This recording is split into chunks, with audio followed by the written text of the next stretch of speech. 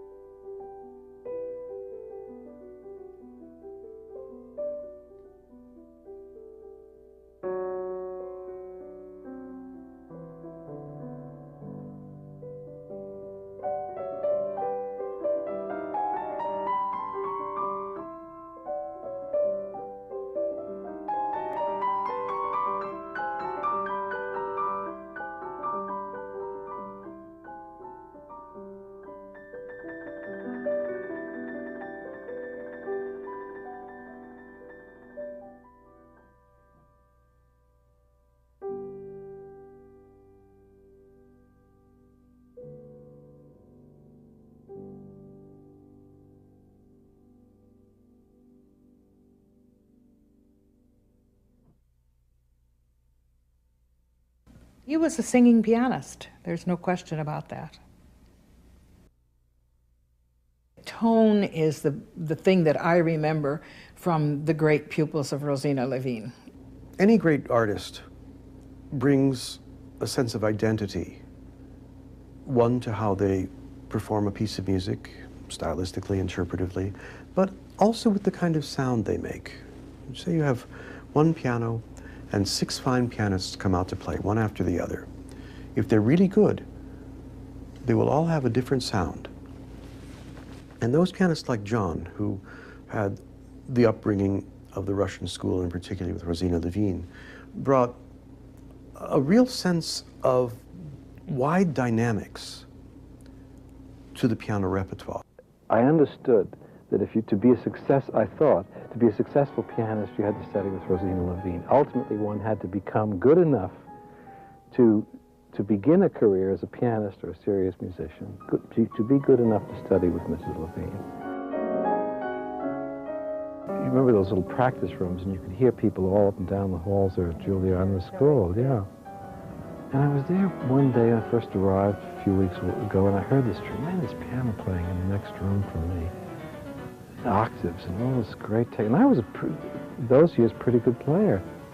I thought, my God, listen to that, I could never achieve that. And it turned out to be it was John Browning next door. Whenever I see John Browning, we talk about this, and he laughs, you know. I say to him, you're the one that made me become a composer. We used to walk with her here. Yeah, the school was up there, and she would make this trip every morning and every afternoon. And then we would come in here if we had to have those extra little sessions where she didn't want to go back to the school, like in the evening. And this was the wonderful, elegant building she lived in. You're teasing about it being elegant. It was terrible. And it still is. And I think she was over in that apartment, right there. And it was a tiny apartment, remember? What was it? You walked in, there's a little teeny entrance foyer where she ate. There was a step-down living room, tiny, just room for the piano and a sofa and a couple of chairs. And there was a little teeny hallway and a bedroom, not a big bedroom, and a bath, and that was it. What was so marvelous is that everybody who was who in the world came here. That's right. To visit so her. This was where a lot of the people would be shocked, and they would say, the great Rosina Lhevinne lives here.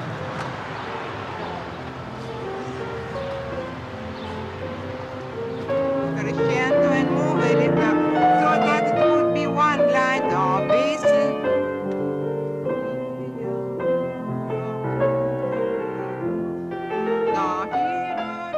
You would come and play for her, yes?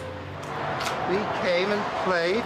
Sometimes she would even, before a performance of Mozart, she would say, now I want your opinion. You think I'm doing too much with this phrase? You think that trill is on the right note?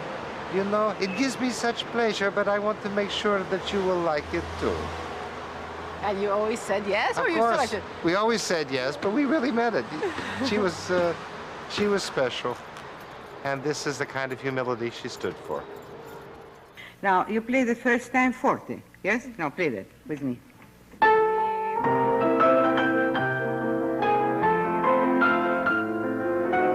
She often said to me that she felt that the most important thing was that the artist, the performer, never feel that he or she was greater than the music. And that has stuck with me as a sort of the ideal by which I try to live. I think she really believed that. And I see so much today of glitz, so much glitz in our business. She wanted to strip her life of things that she felt were unnecessary, that got in her way, or things that she felt were socially unjust. She had a very strong, this I'm positive of, she had a very strong sense of it was wrong to wear diamonds if people were starving. She had a very strong sense of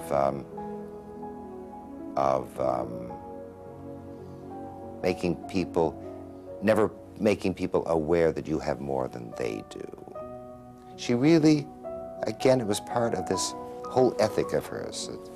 You can't separate them, this idea that the musician is the servant of the composer, the performer is the servant of the composer, that you place the music before yourself, and the simplicity of living, lack of ostentation, not greedy about money.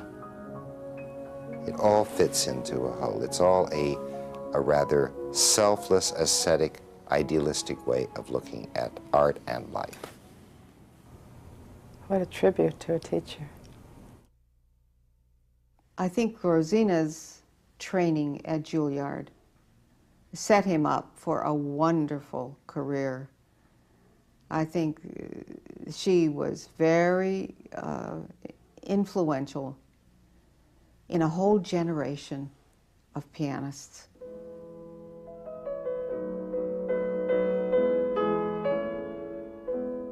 Even as a child, as a baby in his crib, he would hum the songs that he heard from opera or from mothers practicing. So the music was evident very early on. He started playing piano as soon as he could reach the keyboard, picking out tunes that mother had played, and she didn't have to encourage him in any piano practice because it was just like stopping a sneeze. It would just come. He had no inhibitions to playing, he just played. How old were you, John, when you first met Rosina Lhevinne? I was just 10 years old. She and Joseph came out to Denver in the summers. They loved the mountains, they loved the whole atmosphere and nice clean air that Colorado used to have. And they taught master classes and private lessons at the Lamont School, which has now become part of Denver University. So my mother and father decided that it would be nice if I would go and play for them and see if I could be accepted somehow. So I went in, and I remember very clearly there were the old-fashioned double rooms with a sliding door, and there were the two pianos, and the long table had been set up in the old Russian conservatory style, and there they were sitting there, and I was terrified. So I had to play a few scales, and I had to play a little Bach, and I don't remember what. And I was accepted as a private student of Mrs. Lhevinne. I played for Joseph Lhevinne once or twice in class. We went to all the classes. And that was a treat in itself because they loved, Mrs. Lhevinne would give like a 20-minute, before each of Joseph's master classes, she would give a 20-minute demonstration of a particular technical aspect of piano playing. It might have been pedaling or hand position or legato or something like that. And my mother took notes, so I still have that notebook with all those notes. And then the master class would begin, and local pianists would come and play for Joseph, and then very often the two of them would get into violent disagreements. She would sit in the back, or she would kind of wander around, and Joseph would say, "You know, I think this should be piano. Forte, Joseph." And they would have these disagreements in front of the master class audience, so it was amusing. Then the thing I really remember very clearly is Joseph had to play the Tchaikovsky concerto somewhere. So he and Rosina did a two-piano performance of the Tchaikovsky, and that was something.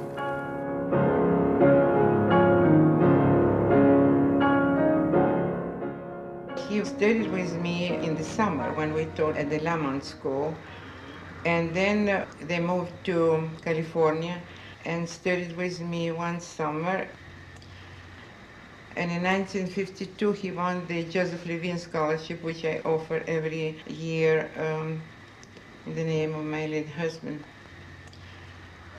I gave him lessons in the winter when I came, although I don't teach in the winter when I have my vacation.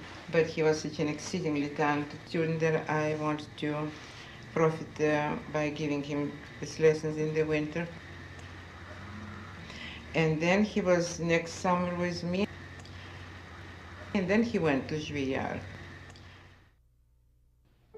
I had taken a leave of absence from my studies at Julliard. And when I came back from service, there was a class of young upstarts, Van Cliburn, John Browning, Janine Dowis, Jimmy Mathis, and many others. That was just a spectacular array of young talent. It was quite impressive, quite impressive. My first kind of recollections of John is that John never played a wrong note. We had classes fairly regularly, and not only was it just never a wrong note, but it had a kind of an intensity and a focus of mind that was very powerful to me at that time. I don't think I was, although I was older than all of them, I was influenced by just the focus of his thinking. I remember the C-sharp minor, Bach, Prelude and Fugue, Book 1, and he played it in class, and it was just so right. It was so intelligent, the things he saw in that fugue, the things that he brought out, and the whole concept. It was very, very, very, very strong, and I was terribly impressed. John was of course a tremendous talent. For the 100th anniversary of the House of Steinway, they had a competition for that, and John was the winner, and he also won the Lhevinne. And I remember at that time, John, I think he and Van had won it consecutive years, and the dean of Julliard at that time was Mark Schubart, and he always insisted on calling it the Lhevinne Award, which seemed amusing at the time and was pretty much on target. The Queen Elizabeth, of course, at that time was probably the major competition in the world, and he came in second to Ashkenazi. I think he was pretty happy anyway, because Ashkenazi, he considered him just a phenomenon. On the radio, it was like the Tour de France, only for pianists. And Queen Elizabeth and Jack became very close friends. He kept in touch with her the rest of her life. He really started traveling when he went to Belgium for the Queen Elizabeth concourse.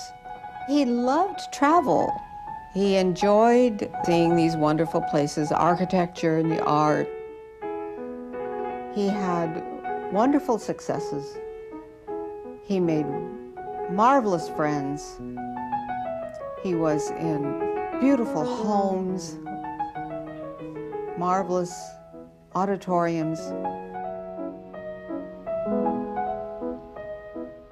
Mother and Dad went with him on this tour with the Cleveland Orchestra to Russia. He and George Zell were very good friends.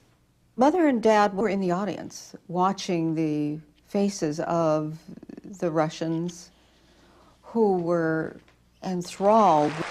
Mother said there was one standing ovation that lasted for almost an hour.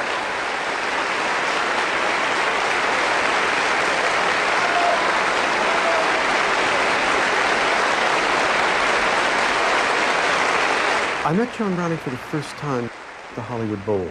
And here came John, and this cascade of sound came out of the piano. I was so impressed because at the time, I didn't have the opportunity to hear so many American pianists who espoused a very special kind of school of piano playing that reminded me very much of my family, which has a Russian background.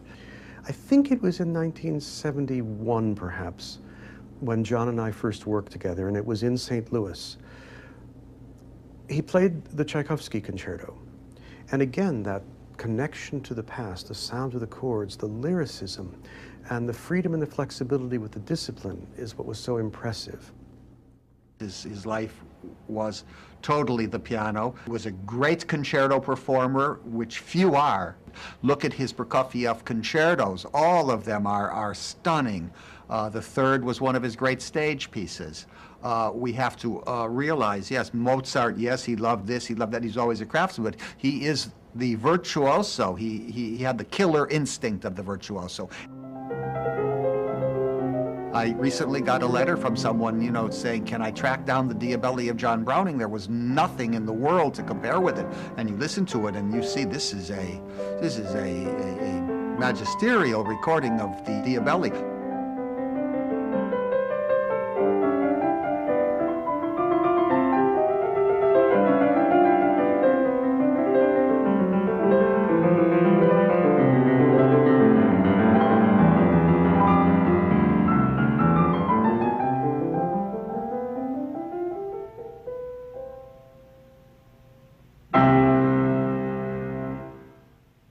his repertoire, his recordings, his whole attitude toward music makes him into that mold. He's one of the great pianists of his era. He called me one day and he said, "David, I'm working on the Dante Sonata. I'm going to be recording it for Delos, and I would love to come and play it for you." A day or two later came over and we played it flawlessly. He didn't play anything but flawless. And he said, "Now can you possibly tell me something about it that would help me?" Now this is a kind of humility that you just, don't find every day from, a man of mature years who is one of the most famous pianists of our time. I had known John, of course, through his recordings and his performances growing up in America, growing up in New York, hearing him on the radio and interviews, and was fascinated with him as a person as well as a pianist. I was a student at the Manhattan School of Music. At that time, John, I think, had just joined the faculty as a person who was supposed to give master classes. I don't think he had private students the first years. And it was certainly something new for us, too, in Manhattan, to have a figure like this, a great pianist, a very charismatic person, come and give a little bit, a tiny little bit of his world to us on 2 afternoons a week. And it was quite something, quite memorable. He didn't waste a minute, he didn't waste a word. He was tough, he was precise. Not everybody probably would have felt comfortable with him. He was simply so severe, in the same way that his playing was severe. He was such a classicist. There was almost an excruciating beauty to how he played. One time he actually played an entire Carnegie Hall recital for us that he was preparing. It was 2 months before he was to play it in Carnegie Hall. And he announced before he played, "It's not ready. I have 2 months. Here goes." And he didn't miss a note. It was one of the most beautiful, elegant performances of the Liszt Sonata and a number of other works that I've ever heard. And there was just a silence that followed it. We didn't really know how to respond. And after all of that, we had to get up and play ourselves. It was hard. He was quite a figure.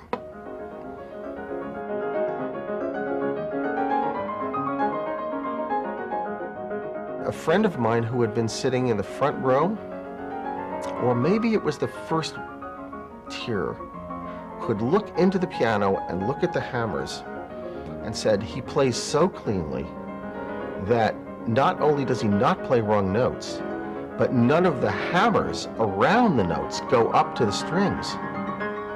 Only the one that he should be playing. And pianists know that when you watch inside the piano as you play, even when you're playing all the right notes, it's almost unheard of that you don't brush another note in such a way that hammers arise a little bit towards the strings. He was a consistent 100 concert a year performer. This is a man that lived on stage. John Browning played more concerts than almost anyone. He didn't stop at anything to get it just as perfect as he possibly could. And I wondered, how could a person push themselves to the limit of their capability like that and still not be afraid of some fatigue, of some tiredness, of something creeping in, because it's really an unusual thing to function in this way. But it worked for him. He did find that coming back to an empty hotel room was, after playing a concert with great energy output, was very lonely. And in the 70s, he suffered from great loneliness on tour.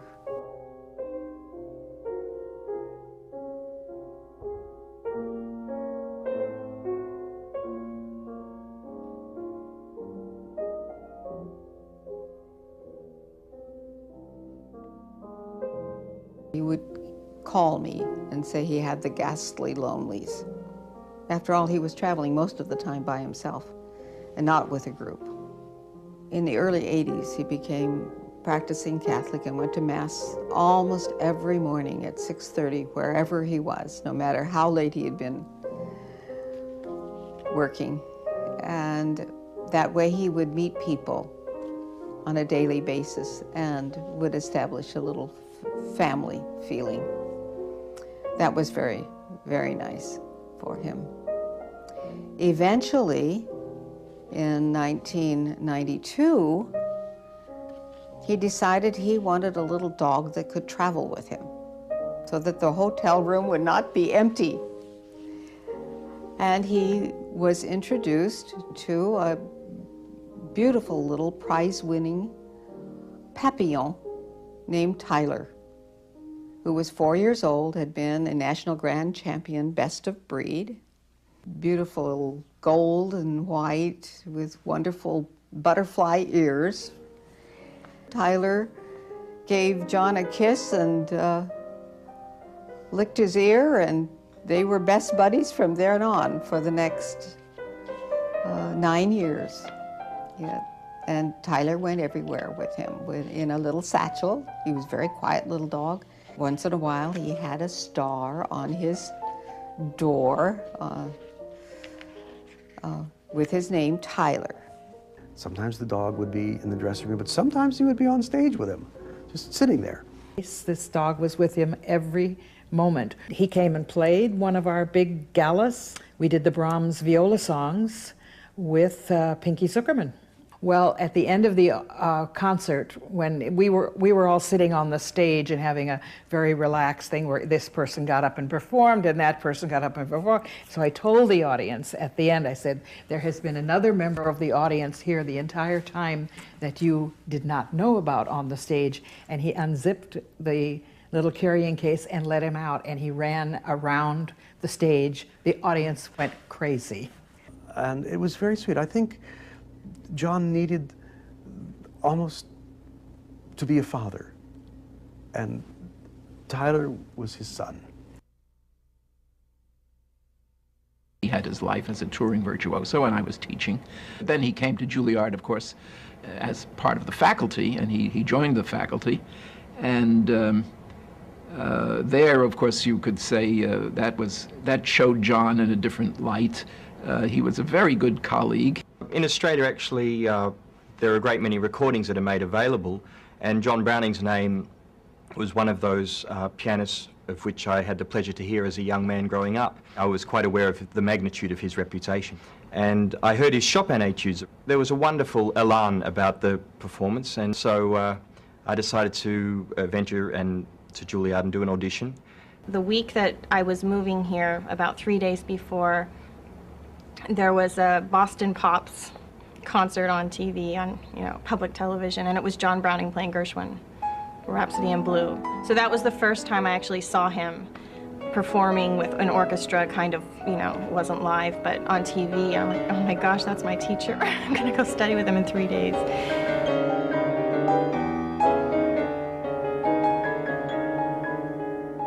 I was moved. His playing was, I just couldn't believe that I was going to go and work with him.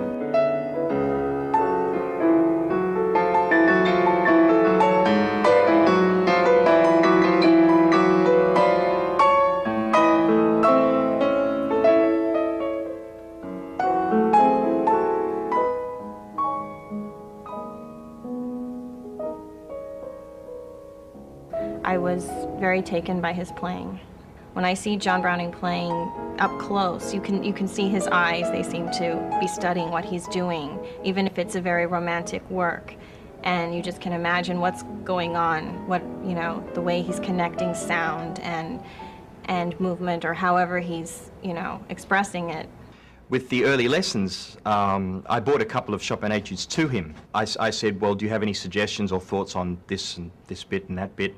He would say, I leave things alone until I see, I intuit that there's something out of place, and then I move in. And of course, when he said that, he physically moved in, just to emphasize the point. I think I'd had a memory lapse. And he said, oh, this happens to everybody. And I think he was thinking about a part in the Trout that he'd been practicing probably during the day. And then I'd come for my lesson, and he said, I always have this problem. He starts going to this passage. And he said, so I always practice like this. And he started blocking out the passage. And he said, just do this. I have to do it. Everybody does it. Don't feel bad. Try it this way, and it should help. So, you know, that was the big thing that put my mind at ease. He was always enthusiastic about the repertoire I brought in, and actually extremely eclectic with regard his taste. I brought in Ives' Concord Sonata one lesson. I brought in Janacek's Sonata, which intrigued him greatly. He loved the harmonies of that piece. Certainly the clarity of his playing and thinking, yes, influenced me a great deal later on. As a matter of fact, later on I was interested in exploring much of the classical repertoire which suited him to a T. You definitely see the difference of having a teacher that is actually on the concert stage on a regular basis. He was a concert artist, I felt, first and foremost.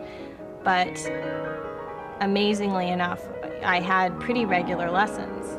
I really appreciated having that flair that he was bringing from a totally different place. I have to say, in retrospect, the freedom he allowed me, he had a certain wisdom, I think. He understood what he should leave, and took hold of things for which he felt he should move in, as he put it. And his integrity was, I think, pivotal with those decisions. When he'd mark in my scores, there were a lot of marks if it wasn't just being exact with the rhythm and the notation. If I'd forget something, he wouldn't write, practice this or drill it. He'd write study. So that was a new concept for me. It was this idea of, really analyzing it and kind of looking at it. I did find that even with all of this needing to be very exact, the forte is here, there are so many descriptive words dealing with temperament and emotion in my music from him. There was one, the Schumann G minor sonata, I was looking it over again, and he wrote on the first page, wild passion, young passion, head tossing. I'm like, wow. Yes, the Prokofiev Sixth Sonata, I'd studied with him, and the third movement is a waltz. And the front is, he wrote on the first page again, Romeo and Juliet, voluptuous. and so those things really stay with you if temperament in your playing matters. He did sense perhaps an internal conflict of mine, but for which I was not really consciously aware at that stage of the composing and the playing. But early on, he was very interested in me bringing to him my own works. He explained how he's got these Alice Tully Hall concerts paying tribute to his 60th birthday coming up, and he is interested in taking on a modern work. This first etude intrigued him a great deal, or it interested him a lot, pianistically as well as musically. I think he felt there was something that suited him and his mechanism very well, instinctively, when he heard it. I think it appealed to him also, well, it did because he said so, to get a work that was by somebody that was, an unknown. I mean, I'm perhaps still not particularly known. I was certainly not known then. So I actually wrote the second and third etudes in quite a hurry, just because I was so moved, actually, by that gesture. It was one of the most moving experiences I've had as a human being. John Browning liked to imitate Rosina Lhevinne's voice. Many things seemed very endearing, the way he would seem to remember her and, the information he would convey. If there was something you were doing wrong or could improve, he would come up, every now and then it would come through Rosina's voice. And it was kind of, you didn't feel like, the feminine side was missing because you had this Russian lady kind of coming through a little bit. If there was any tension, something I was doing wrong, it was nice to hear it from Rosina's voice.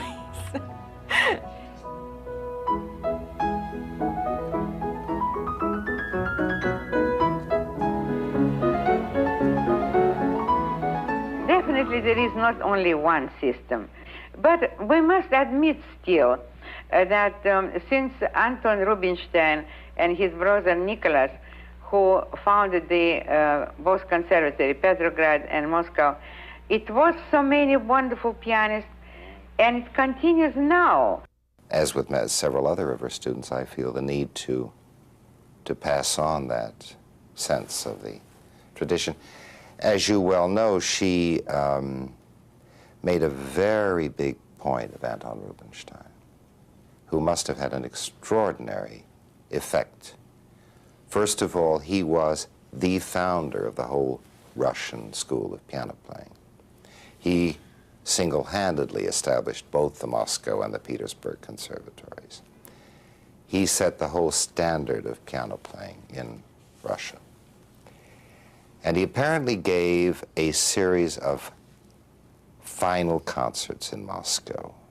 I don't remember whether it was over a year or 2 years or 3 years, but he ended up playing almost everything written for the piano. And they all went, and they retained very vivid memories. One of the most interesting verifications that I had was a discussion with Abram Chasins, who had been taught by Hoffman. And I mentioned a couple of things in the course of the conversation that Rosina had talked about, of wonderful ideas that Rubinstein had had, which came forth in those final performances, like pedaling the whole end of a Schumann sonata on one pedal. And he said, "My God, I remember the same thing Joseph Hoffman telling me." Those pianists like John, who had the upbringing of the Russian school, and particularly with Rosina Lhevinne, brought a real sense of wide dynamics to the piano repertoire, no matter what the repertoire they were playing. So the fortes were big and fat, and the pianos were soft and delicate.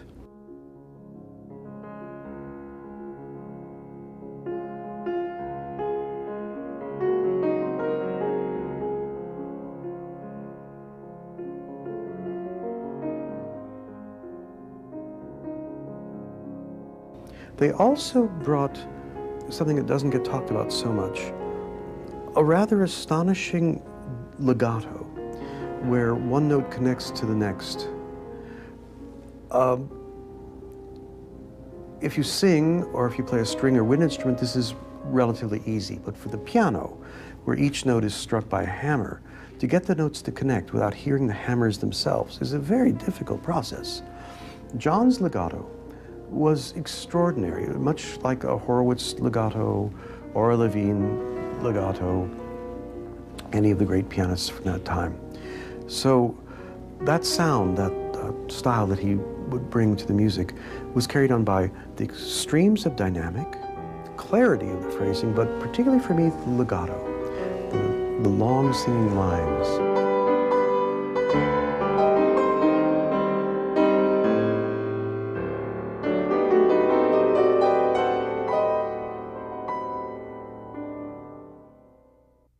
One thing which was characteristic of the so-called Old Russian school was the rather flat fingers, which many people watching Horowitz and the tapes of Horowitz remarked about, and they thought that was unique to Horowitz, but it was actually a very standard among the Russian school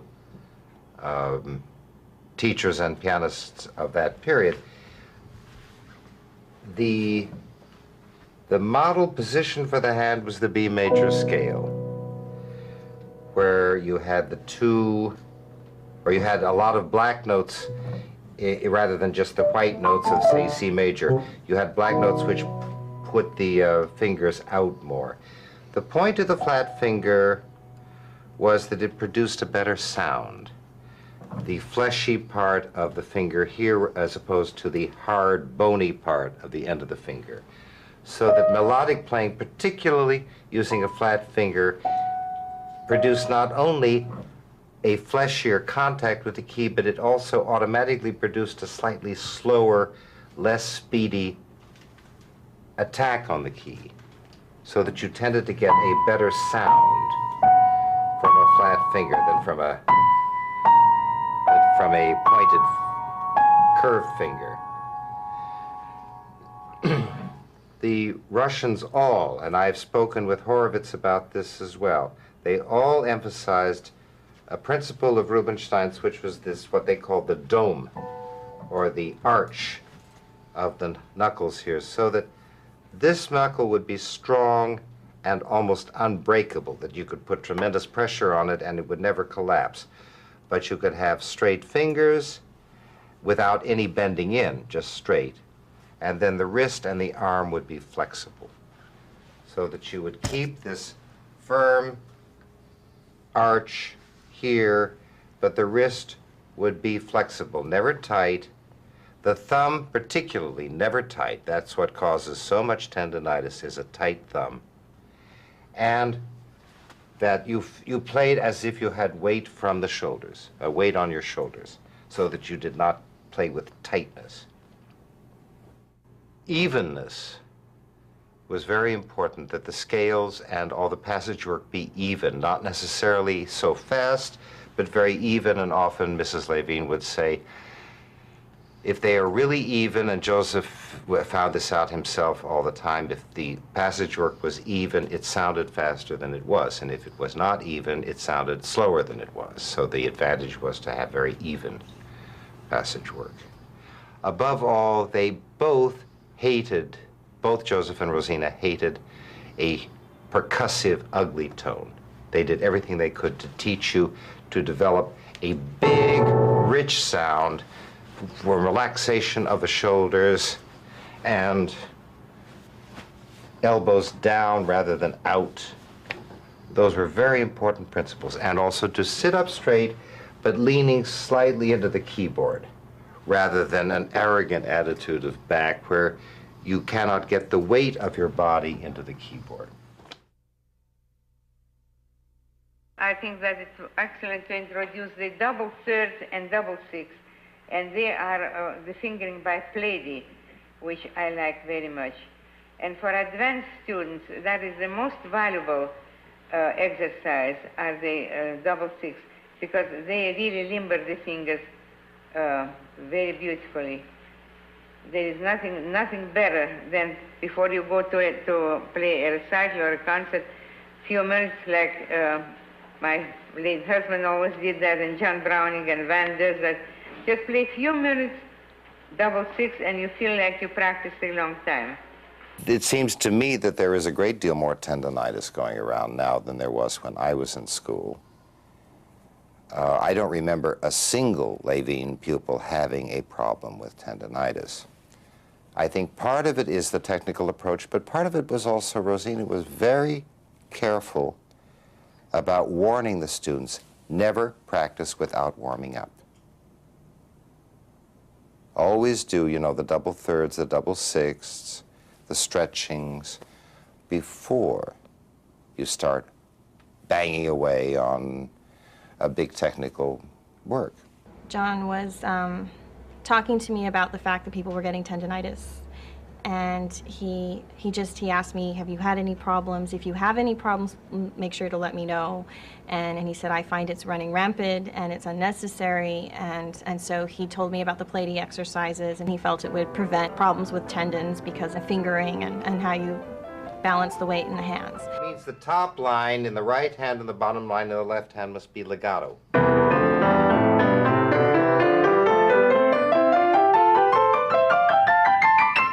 Keys, and then double six, which I personally find the most helpful because it not only gives you the legato, but it stretches the fingers. You also learn to bounce the thumbs so that you don't get tight in the thumbs. Everything is focused on the top of the right hand and the bottom of the left hand.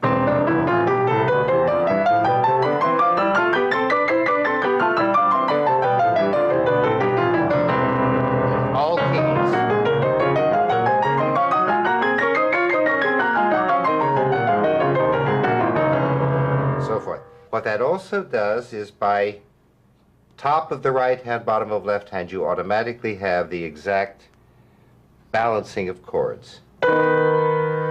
Strong fundamental, strong melody. And again, Mrs. Lhevinne often spoke like an arch of a church. the ends must be firmly planted in the ground so that the structure up can be supported. So the pianist must support this way and think of everything in the middle as airy, as light. So that this is the buttressing or the foundations, and the thumbs and the inner fingers remain relatively loose and relaxed. But the tension is on the outside. So that the chords are always balanced. Strong melody, strong fundamental, which is what the ear naturally wants to hear.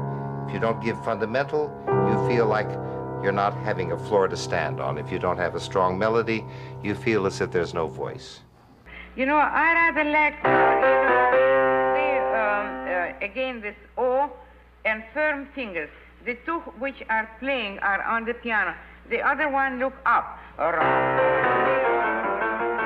play like that. Octaves, chain octaves, particularly the system of, again, using 1, 2, or 3 fingers on the top note, a curved second finger to keep that set bridge in place. And then Mrs. Lhevinne would say, you know, you have to, like Joseph always used to practice octaves with books under his arms like this, and he would hold onto the books with his elbows, so that you have shoulders down, elbows straight down, and tight into the body, so that you did this, and not get rid of the books. Not this way. Again, the whole point is economy of motion. Economy of motion. Many people that like to play Mozart as in the time of Mozart pianos. But I think that if Mozart would live in our time, he certainly would exploit all the possibilities of the piano. She was very much aware of the changes in scholarship and the changes in style that had taken place with Mozart and Beethoven and Bach. So that she would go, she prided herself on going to Rosalind Turek and saying, you know, you must teach me how to do the ornaments. Now, they are so different from when I went to school, which is true, because when she studied at the Moscow Conservatory, everybody played all the ornaments on the note. But the whole scholarship changed so that it was off on the auxiliary. She made sure that she was up to date on editions, on scholarship. She was not afraid to go to someone and ask questions. What music was closest to her heart? I think there was a repertoire, musically, there was a repertoire that she felt very secure with, which was perhaps the repertoire that she'd grown up with. Chopin, Schumann, Tchaikovsky. She didn't need to be told anything about that music. She knew how that should sound. But Mrs. Lhevinne told us she didn't fully understand how to interpret mid-20th century music. So what was her reaction when you premiered Samuel Barber's concerto? She just said, I don't know anything about that kind of music, and you do it on your own. But of course she went to the premiere, and of course she loved it, and she was very proud, and she enjoyed meeting Mr. Barber, and they had a good time. You know, he was about 24 years old when this was happening at Lincoln Center. The opening of Lincoln Center was, they commissioned Sam Barber for the piano concerto and Browning to be the soloist. He had won the Lhevinne Trit, and he was the big American pianist along with Van. Before the concerto was written for me, Sam asked me to come up to his country house in Mount Kisco, Capricorn, and do what every other artist who he had ever written a work for did, which was to sit for 3 or 4 days and play just about everything that you knew. He had done that with Garbusova and with Leontine Price and with Horowitz and so forth. So he kept questioning me about how Rosina had taught me technically. And I said double thirds, double six, cross hands, practicing like the finale of the B-flat minor sonata of Chopin, or the octave, or the scale runs in the Tchaikovsky last movement, in the più mosso section. He put all of that in the score. He put in double rows of double six in the Barber Concerto first movement. He put in crossed hands writing all over the place. In the cadenza, it was constantly crossed hands. He put in double thirds. Every single thing that I had talked about was the Russian method he put into that concerto. And I thought to myself after I looked at the first movement, dummy, why didn't you keep your mouth shut? You've only made the concerto harder for yourself.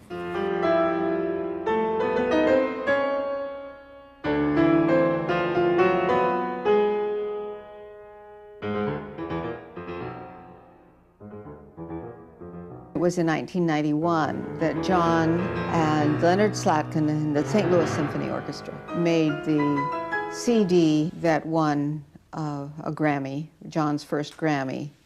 One of the pieces we played with great frequency was the Barber Piano Concerto, a work that was written for John, of course, and which he virtually owned. And after 20 years or so since its premiere, maybe more, John thought perhaps it was time to revisit the work for recording. He'd changed his view of the work, and now he'd developed a whole other way with the piece. At the time, I was doing a lot of work for RCA, and they agreed quite readily to have a second set of thoughts by John regarding this piece.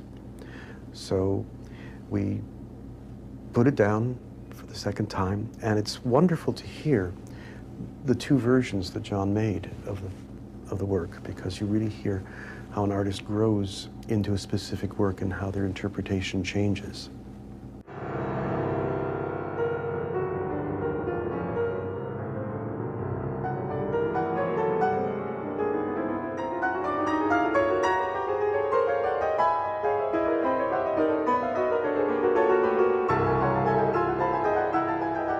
He was so pleased to win a Grammy. He said, "Sis, this means so much to me because it's given by your peers." It's the only way, it is to live with the times and all the time seek for something new. You remember this, she would say, you know, they would come back and they'd say, but you said that to me last week. She said, yes, but you know, dear, last week it was raining. And today the sun is shining. She would not apologize for having a different thing to say or have a different view of the piece. That the piece should be, you should be able to play the piece in a number of different ways, which goes back to something Rachmaninoff used to say about the whole thing of performance is adjustment within the performance. It's an ideal that has to do with values. It doesn't have to do with a specific that you could forget. None of us can ever remember a specific retard at a specific place. That's not the right thing to remember. What is the right thing to remember is the ideals that will lead you to do your own retard, but in the best way. One year we were doing a cycle of all the works that Beethoven wrote for soloist and orchestra. And I asked John if he would, and ever had played, Beethoven's transcription of the violin concerto that Beethoven made for piano. And he said no. And I said, well, you should, because I'd like to do it at the festival. And he said, okay, he'd learn it. At the rehearsal, there was only one rehearsal for this. It was okay, and I went up to John, I said, you know, John, you're playing it too much like it's the violin concerto, I think. Why don't you go for it? Make it like a really big virtuoso piano work instead. And that night, he came out and tore the house down with it. You would almost not recognize the piece from its original version for violin. And here was John taking this piece he didn't know and making it his own. Sari, you want to have the copy? Miss Arkata? You like to have the copy? There is another one here. She talked about mental practice. And when she first broached it to me, I really thought she was asking for the impossible. And I now see when I talk to my students, they have the same reaction, that if you say to them, you know, to play the piece through in your head, away from the keyboard, so that you know it is A, It is third finger, left hand. It is 16th note. The tempo is allegro, tempestuoso. The dynamic is this, that. If you cannot go through the whole piece that way, you don't know the piece. And you must be able to say, is it A sharp or B flat on the page? You must be able to say mentally where every finger goes. And if you cannot go through the whole piece that way, you don't really know it. When I first heard that, I thought that's some sort of nuclear physics. And then I tried it a little bit, and it seemed very difficult, but it then became a habit. And I realized that it was, what she said was true, that if you couldn't do that, you were not secure in public. You see that really I had to look at your foot to know if you did a pedal, but it opens the strings. On the pedaling example that I so often spoke of, the syncopated versus straight pedaling is, as you play, you pedal exactly on an chord, but syncopated, and this is the piece Rosina would illustrate with. Pedal, pedal, pedal, so it causes a delay.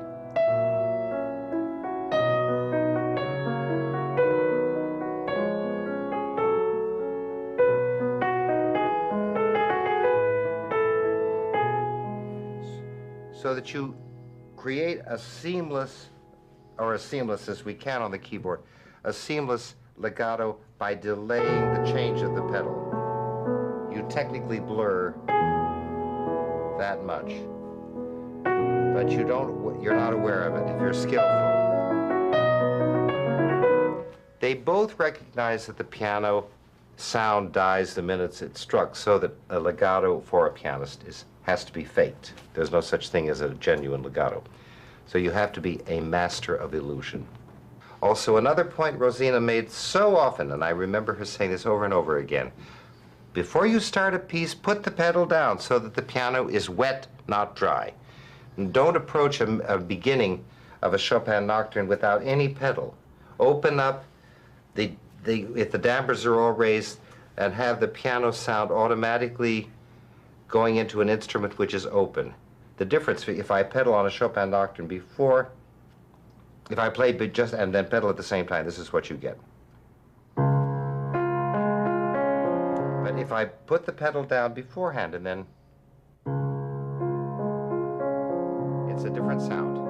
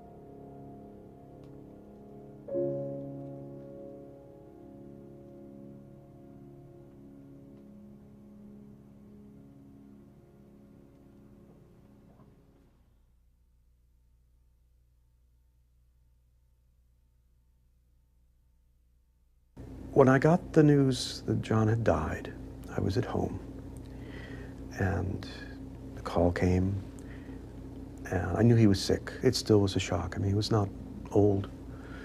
He looked perpetually young. And it was as if a hole had opened up. And to this day, that hole is not closed. There's an empty space. Certain pieces of music, certain friends that I see, we all think about John and we remember him.